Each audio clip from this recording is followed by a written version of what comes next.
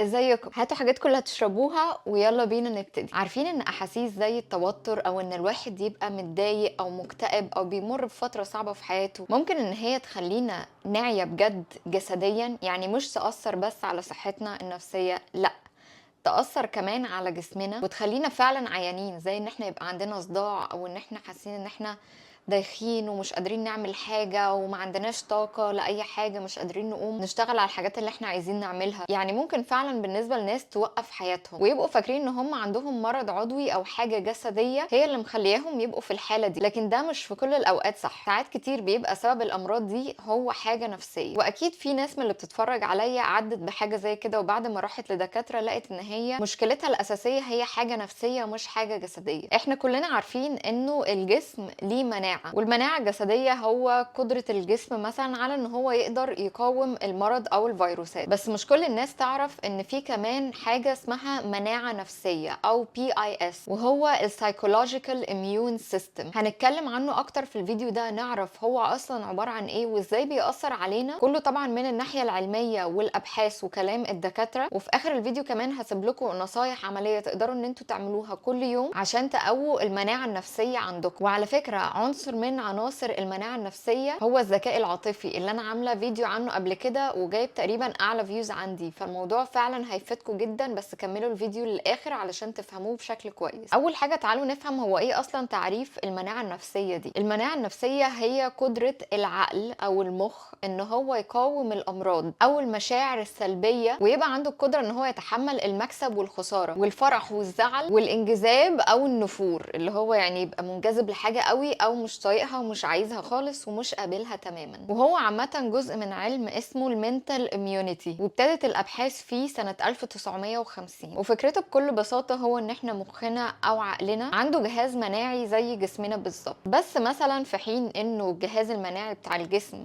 بيحمينا من الامراض او الميكروبات، الجهاز المناعي بتاع المخ ده بيحمينا من الافكار السلبيه او المعديه، وهي فعلا معديه. هكلمكم في النقطه دي اكتر قدام وهديكم كمان امثله عليها متاكده ان انتوا عديتوا بيها. وعارفين مثلا لما اي موقف بيحصل لنا وجزء من مهمته ان هو يفلتر مشاعرنا، زي مثلا اول ما بيحصل موقف وبنبدا ان احنا نصنفه دي حاجه بسطانه او حاجه مضايقانا، دي مش بتحصل من فراغ، دي بتحصل بسبب المناعه النفسيه او الجهاز المناعي العقلي. في دكتور مخ واعصاب نمساوي اسمه سيجموند فرويد، ده الدكتور اللي اسس فكره التحليل النفسي بقى كله، ومن اشهر كتاباته وابحاثه حاجه اسمها علم الامراض النفسيه من المواقف اللي احنا بنقابلها كل يوم، وبتتكلم ببساطه عن الحاجات اللي الواحد المفروض يحمي نفسيته منها اللي بنتعرض لها من المواقف اليوميه. وفي البحث بتاعه ده بيقول ان احنا في مسببات امراض خفيه اللي هي بتحصل بسبب ضعف المناعه النفسيه. دي بتبقى خفيه، يعني احنا ما نقدرش نلمسها، مش حاجه ملموسه، يعني مش مثلا دراعي وجعني مثلا فشايفين المفصلات او الحاجات دي كلها ونقدر نعرف فين المشكله، لا، دي مشاكل خفية، لكن بيقول ان تأثيرها قوي جدا، وبدايتها بتبقى من الحاجات اللي بتحصل لنا كل يوم، زي مثلا ان احنا يحصل لنا موقف فنبدأ ان احنا نحس بالزعل او بالعصبية او بالكره او بالغيرة، كل المشاعر السلبية اللي احنا بنتعرض لمواقف فبتبدأ ان هي تحصل لنا. المواقف دي بقى هي اللي بتخلق الشخصيات السامة او الناس التوكسيك اللي احنا بنقابلهم في حياتنا، وخطيرة جدا لان هي مش بس بتأذي شخص واحد، لا، هي كمان معدية. ازاي بقى بتبقى معديه؟ يعني مثلا لما يبقى عندكم مدير في الشغل وهو شخص سام او شخص توكسيك وتشتغلوا معاه فتره، بعد شويه مثلا لما بتبداوا تبقوا في مكانه ممكن ان انتوا تلاقوا انكم بتتصرفوا نفس التصرفات اللي هو بيعملها. او مثلا لو حد كبر في بيت مؤذي مثلا او اهله كانوا ناس مؤذيه او سامه، بعد ما يكبر ممكن ان هو اوقات كتير يبقى شخص احسن لو هو بقى عنده الوعي او المناعه النفسيه دي وعنده وعي ذاتي وقادر ان هو يفهم ان هو اتعرض للموقف ده قبل كده. لكن لو ما عندوش بقى كل اللي احنا بنحاول نتعلمه ده، بيتعدي من الاهل وبيبقى هو كمان شخص توكسيك او بيعمل نفس تصرفاتهم بالظبط. حتى في اوقات كتير مثلا تلاقوا نفسكم بتقولوا ايه ده انا كنت بتضايق مثلا بس انا دلوقتي بقيت بعمل زيه بالظبط، لكن للاسف لو هو انتوا بتعملوا زيه بالظبط اللي هو تصرف وحش او تصرف مؤذي للناس التانية، فدي حاجه مش المفروض نبقى مبسوطين بيها ابدا، بالعكس المفروض حاجه نبدا ان احنا نراجع نفسنا فيها ونشتغل على ان احنا تخلينا نوقفها او ان احنا نغير من نفسنا. زي ما قلت لكم هديكم نصايح في اخر الفيديو ملموسه تقدروا ان انتوا تعملوها عشان تقووا عندكم المناعه النفسيه بناء على نصايح الدكاتره. وهقول لكم كمان على اختبار ممكن ان انتوا تعملوه معايا دلوقتي هيعرفكم انتوا مناعتكم النفسيه كويسه ولا محتاجه شغل عليها اكتر. بس قبل ما ندخل كده على الحته دي تعالوا بس افكك لكم العناصر بتاعه المناعه النفسيه. هي اصلا دي عباره عن ايه؟ المناعه النفسيه عباره عن اول حاجه الذكاء العاطفي، واكيد انتوا عارفين ان انا مش هتكلم في النقطه دي كتير لان انا عامله فيديو كامل عليها، وزي ما قلت لكم ده اعلى فيوز عندي، فاتمنى تروحوا تشوفوا الفيديو بعد الفيديو ده لاني اعتقد ان هو هيفيدكم كتير طالما ناس كتير شافته وعجبهم من الكومنتات اللي جات لي عليه. بس هو فكره الذكاء العاطفي ببساطه ان احنا بنقدر نتحكم في مشاعرنا ونعرف هو احنا هنستخدمها ازاي، سواء بقى في موقف وحش او في موقف حلو علشان نقدر نستفاد منها باكتر طريقه. ودي اول مهاره او عنصر في المناعه النفسيه. تاني بقى مهاره او عنصر في المناعه النفسيه هي المرونه العاطفيه، وهي ان احنا قدرتنا ان احنا نقدر نطلع من مواقف وحشة او صعبة ونرجع تاني لحياتنا الطبيعية. زي مثلا ان حد يمر بطلاق او ان مثلا حد قريب منكم يتوفى. في ناس عندها مرونة عاطفية بتقدر ان هي تتخطى الموضوع ده وتكمل حياتها تاني، وفي ناس ممكن ان هي بسبب موقف زي ده تفضل قاعدة في السرير وحياتها تقف تماما. والنقطة دي اسمها emotional resilience او resilience، وعامة في فيديوهات كتير قوي طالعة عن الموضوع ده الفترة دي، بس انا بحب اما اشرح لكم حاجة تبقوا فاهمين اساسها العلمي اصلا عشان تقدروا فعلا تستفادوا بيها في حياتكم اليومية. ثالث نقطة بقى وهي السيلف ريلاينس او الاعتماد على الذات. والاعتماد على الذات او الاكتفاء الذاتي ده عموما دي مهارة كويسة جدا، لانه عامة الاكتفاء الذاتي ده سواء بقى على مستوى الناس العادية او حتى كمان على مستوى الدول بيخلي الشخص او البلد او اي حد عنده اكتفاء ذاتي مش محتاج اي حاجة من الناس اللي حواليه او من العوامل الخارجية، سواء كانت حاجات ملموسة زي مثلا مهارات انتوا بتتعلموها عشان تقدروا ان انتوا تعيشوا حياتكم او تشتغلوا شغلانة معينة، او من ان هي كمان بتحسن ثقتكم بنفسكم لان انتوا مش محتاجين حاجة من حد، مفيش حاجة بتبقى قلقاكم. والنقطة اللي بعد كده هي الايموشنال اونستي او ان انتوا تبقوا معترفين باحاسيسكم عشان تعرفوا تتعاملوا معاها وتتخطوها. زي مثلا لما تبقوا حاطين لنفسكم اهداف وعايزين توصلوا لها لكن بتحسوا ان انتوا مش قادرين تقوموا تعملوا اللي عليكم، يعني انتوا عارفين ايه اللي انتوا عليكم تعملوه لكن انتوا حاسين ان انتوا مش قادرين او احساس الكسل، وممكن كمان تبداوا تحسوا ان انتوا تعبانين او مرهقين. فالصراحه مع نفسكم في الوقت ده وان انتوا تبقوا عارفين ايه اللي انتوا حاسينه بالظبط مهمه، علشان لما تيجي نقطة بقى الكسل او ان انا مكسل او مش عايزة اقوم او الحاجات دي كلها، لو هي بسبب ان انا عارف ان دي مسؤولية عليا وانا مش عايزة اقوم اعملها علشان انا مكسل اقوم اتعلم او اقوم اخلصها او الكلام ده كله، ساعتها هنتجاهل كل الاحاسيس دي وهنقوم نعمل اللي علينا ايا كان، عشان احساسكم لما تنجزوا الحاجة وتخلصوها ده هيخليكم بعد كده تتخطوا اي احساس تاني بالتعب او بالكسل كنت حاسين بيه من قبل كده. واخر نقطة هي الديتاتشمنت او الانفصال، وان انتوا تبقوا حاطين كده حواليكوا زي سور او باوندريز بيفصل نفسيكوا عن اي سلبيات حواليكوا. زي مثلا لما حد يجي ينتقدكوا وروحوا شوفوا الفيديو بتاع النقد عشان مش عارفه ليه مفيش ناس شافته مع انه فيديو حلو جدا للنقطه دي، ويبدا يقول لكم حاجات عن نفسكوا انتوا عارفين ان هي غلط. زي مثلا ما حد يشاور على حاجه لونها احمر ويقول لكم دي لونها ازرق وانتوا شايفينها ومتاكدين ان هي احمر، ساعتها بيجي حته الانفصال دي ان انتوا مش هيقدر ان هو يقنعكم ان هي ازرق لو انتوا شايفين ان هي احمر. زي بالظبط لما يجي يقول لكم انتوا مثلا مش كويسين في الحاجه دي وانتوا عارفين ومتاكدين مليون في الميه ان الكلام ده مش صح، ساعتها انتوا مش هتخلي الكلام ده ياثر عليكم. زي بالظبط المثل بتاع الاحمر والازرق، حاجه ما فيهاش اصلا نقاش بالنسبه لكم، فازاي ان هي هتقدر ان هي تدخل او تاثر عليكم او على تفكيركم؟ مش هتحصل بكل بساطه. طيب في اختبار كده بقى ايه صغير الدكاتره عملوه علشان يقولوا لكم انتوا مناعتكم النفسيه قد ايه. يعني هنتخيل المناعه النفسيه دي مسطره من 0 ل100، هل انتوا 0؟ هل انتوا 100؟ 20؟ 50؟ هنعرف دلوقتي. الدكاترة بتقول لكم انه مناعتكم النفسية بتساوي بالظبط قدرتكم على الانتباه او التركيز في حاجة بتعملوها او في موضوع معين حد بيحكيه لكم بطريقة الملاحظة. يعني ايه طريقة الملاحظة؟ يعني انا بقعد اشتغل على الموضوع او اقرا الموضوع او اسمع الموضوع واسيب التفاصيل هي اللي تكشف لي نفسها من غير ما ادخل في اللي بسمعه اي اراء شخصية او معتقدات او تجارب انا عديت بيها قبل كده. انا اكني بالظبط سفنجة وبيدخل فيها المعلومات، مفيش اي حاجة بتأثر عليها. ودي عامة مهارة اسمها critical thinking. ممكن ان انا ابقى اتكلم عنها قدام بعد كده في فيديو تاني، لاني درستها في الجامعه وحاسه ان انا عندي كلام ممكن اقوله فيها. فلاي مدى لما حد بيجي يحكي لكم حاجه، مش بتبداوا ان انتوا تفكروا من جواكم ده عامل زي لما كذا عمل كذا، او ده بيفكرني بالموضوع الفلاني، او ايوه فعلا انا عديت بالموضوع ده قبل كده. كل ده احنا مش عايزينه. كل ما بتبقى مناعتك النفسيه قويه، كل ما بتبدا ان انت تربط او تحكم المواقف متاخر.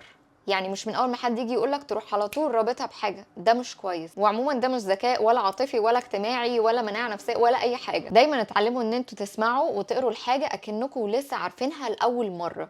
ما تخلوش ان انتوا اي احاسيس او تجارب مثلا من قبل كده تاثر على المعلومات اللي انتوا بتاخدوها دلوقتي. وعموما الابحاث لقت ان احنا الفتره دي بقى في حمل زايد على الجهاز العصبي الودي، وان هو دلوقتي بقى فيه زي حاله وباء، وعشان كده لازم ان انتوا تهتموا بصحتكم النفسيه. والفكره دي بالظبط بتشرح ليه دلوقتي مثلا الناس بقت بتروح لدكاتره نفسيين اكتر، مع ان زمان كانت دي حاجة بتعتبر عيب او مرفوضة او الناس بتتكسف ان هي تعملها. هل ده بسبب انه الوعي زاد؟ اكيد ده نقطة من النقط، لكن مش ده بس السبب الوحيد. السبب الوحيد ان احنا دلوقتي بقى عندنا اعباء او مثلا حاجات بتضغطنا اكتر بكتير من الناس زمان، وعشان كده الناس ابتدت ان هي تنورمالايز او ان هي تخلي فكرة ان الواحد يروح لدكتور نفسي او ان هو ياخد ثيرابي دي حاجة عادية. لكن مش سببها ان احنا صحينا من النوم فجأة قلنا خلاص دي هتبقى حاجة عادية. احنا بقى فعلا في حالة من الوباء، لكن زي ما الدكتور قال ان هي حاجة مش ملموسة، فيمكن علشان كده لسه الناس مش واصله لها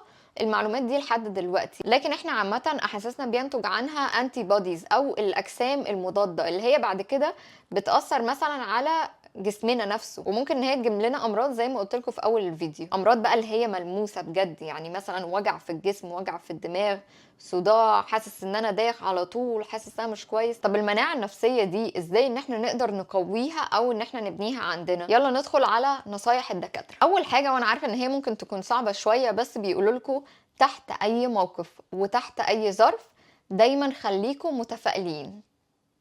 انا عارفه ان هو صعب، عشان كده احنا دلوقتي بناخد النقط دي وهنبدا ان احنا نتمرن عليها واحده واحده هتيجي معانا فعلا. فمبدئيا كده اي موقف عايزاكم ان انتوا تتعرضوا ليه، عايزاكم تبصوا لنص الكوبايه المليان اللي فيه، ولو مفيش نص الكوبايه مليان انتوا بقى من نفسكم ابداوا املوا نص الكوبايه. شوفوا اي حاجه ممكن تحطوها في الموقف، مميزات تقدروا ان انتوا تبصوا لها وتفائلوا بيها، حتى لو انتوا هتضحكوا على نفسكم في الاول، لان الضحك على احاسيسنا ده اذكى حاجه ممكن تعملوها. وهديكم مثال تاني قدام. تاني نصيحه وهي ان انتوا تبصوا للفرص اللي ممكن تقويكوا في اي موقف. وانا دايما بقول لكم النقطه دي من غير ما اقراها من الدكاتره، بس فعلا بيقولوا لكم ان انتوا اي موقف تعدوا بيه حتى لو موقف وحش، شوفوا ايه الاستفاده اللي انتوا تقدروا تاخدوها منه، اللي هي تقويكوا او تحسن من مهاراتكم، نفسيتكم، شخصيتكم، ايا كان هنستفاد منه. يعني هنستفاد منه. تالت حاجه، وهي ممكن تكون حاجه تقدروا بقى فعلا ان انتوا تنزلوا وتعملوها، وهي اليوجا او المديتيشن. اليوجا او المديتيشن بتخليكم تحسوا ان انتوا فعلا اكنكم بتكلموا نفسكم، وان انتوا فعلا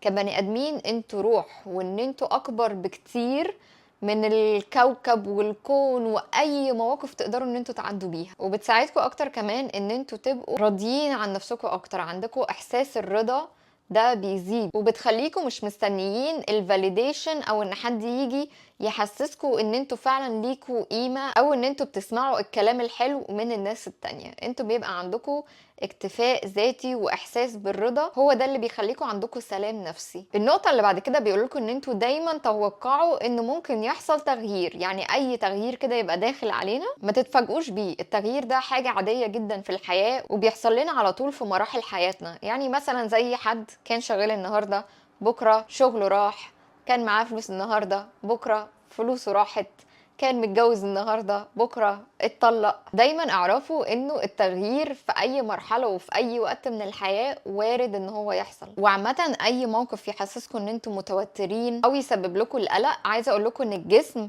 مش بيعرف يفرق بين احساس القلق والتوتر وان انتوا تبقوا متحمسين. في اي وقت تبداوا تحسوا ان انتوا قلقانين او متوترين، قولوا لنفسكم انا متحمس جدا. هتلاقوا الجسم بيخلط بين المشاعر دي والمشاعر دي، وهتبداوا تخدعوا جسمكم ان انتوا فعلا متحمسين مش قلقانين. انا متحمس جدا، لان هي بالظبط نفس المشاعر، وده هيخليكم مستعدين اكتر للموقف اللي انتوا داخلين عليه. وبعد كده بيقولوا لكم ان انتوا دايما تبقوا مستعدين للحاجه اللي عندكم. يعني لو عندكم مثلا امتحان تذاكروا له وتدخلوا جاهزين، عندكم مثلا برزنتيشن في الشغل اعملوا برزنتيشن واتمرنوا عليها في البيت وروحوا جاهزين لها، عندكم انترفيو اقعدوا اتمرنوا مع نفسكم في المرايه اكنكم بالظبط في الانترفيو وجهزوا الاسئله والاجوبه اللي عليها. حتى لو عندكم نقاش او خلاف مع حد، فكروا في ايه الحاجات اللي هو ممكن يقولها وجهزوا النقط اللي انتوا هتردوا عليه بيها. والنقطه اللي قبل الاخيره بيقول لكم ان انتوا لازم يبقى عندكم هدف في الحياه. من اكتر الحاجات اللي بتسبب الاكتئاب والتوتر هو ان الواحد يبقى حاسس انه تايه وما عندوش هدف في الحياه ومش عارف هو بيعمل ايه في يومه كل يوم. حددوا دايما اهدافكم في الحياه، انتوا عايزين توصلوا لايه، تخيلوا نفسكم لما توصلوا لها وفكروا ايه الحاجات اللي انا ممكن اعملها كل يوم، العادات اليوميه اللي انا ممكن اخدها كل يوم او اعملها كل يوم